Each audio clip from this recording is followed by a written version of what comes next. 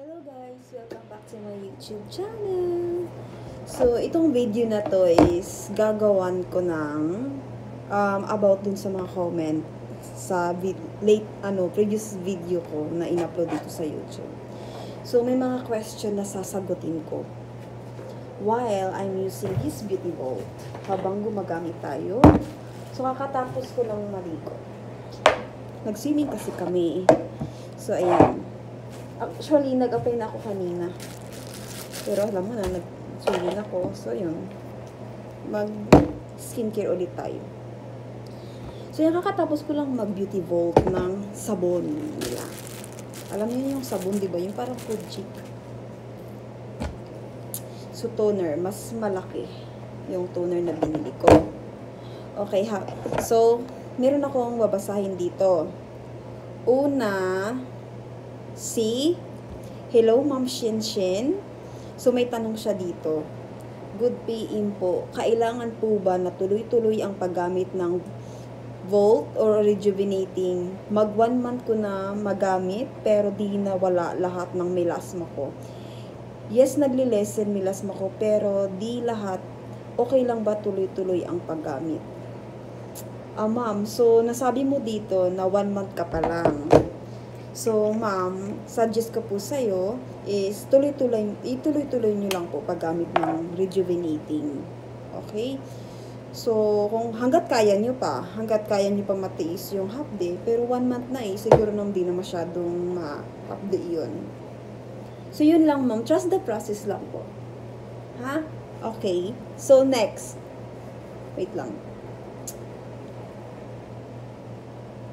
Dito pala ako. Yan, ako lang mag-isa dito. Kasi yung mga BMs and supervisors may meeting. Kaya ako lang ang nandito.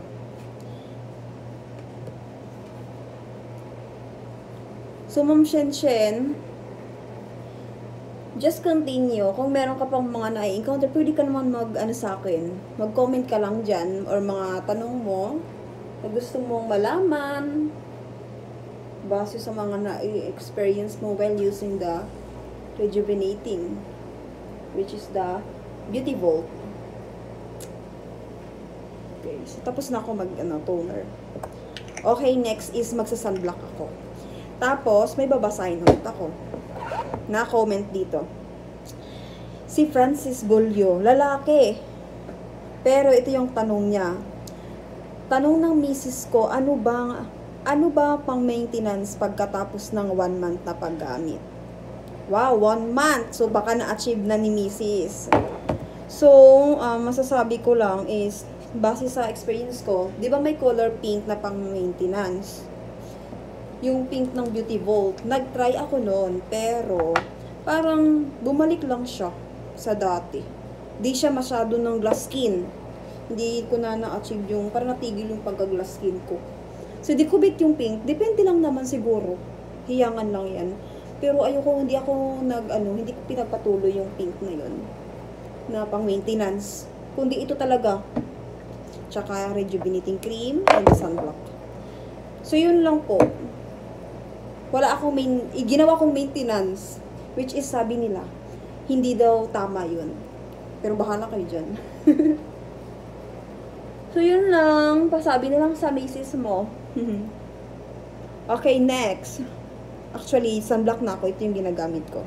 Meron akong babasahin dito na about sa sunblock. Kay Ronel Bilar Mino Ronel. Lalaki din. Baka nag-beauty vault to. Ma'am, ask ko lang po yung sunscreen na malaki. Beauty vault din po ba yun? Is speaking, yes, Beauty Vault po ang sunscreen na ginagamit ko ngayon. Actually, nung January ko lang na-discover to. Kasi yung jowa ko, yung girlfriend ko, is, ito ang ginagamit niya din. Ako nag-recommend sa kanya. Pero sa sunblock, when it comes to sunblock, siya siya naka-discover. Kasi iba ang glow ng ganitong sunscreen. Di ba napansin niyo yung sunscreen na yung ganito yung lagayan? Hindi ko gusto, nakaka-dry siya. Ang dry niya, alam mo yung parang halata yung pag-peel mo, ang pangit. Yun. Kaya mas marirecommend ko sa iyo yung ganitong sunblock. Beautiful. Promise. Ang ganda siya. Okay, so patapos na ako. Yun lang, Sir Ronel. Beautiful din po. Mas makakatipid ka pa. Matagal siya maubos. Alam yung kaunti lang nilagay ko tapos ano na lahat. Malalagyan mo na lahat na gusto mong portion na lagyan. So, tapos na ako mag-sunblock. So, that's all. Thank you. Kung meron pa kayong mga tanong, pwede naman kayo mag-comment down. Tapos, follow nyo ako. And, subscribe to my channel. And, thank you. Bye. See you in my next video.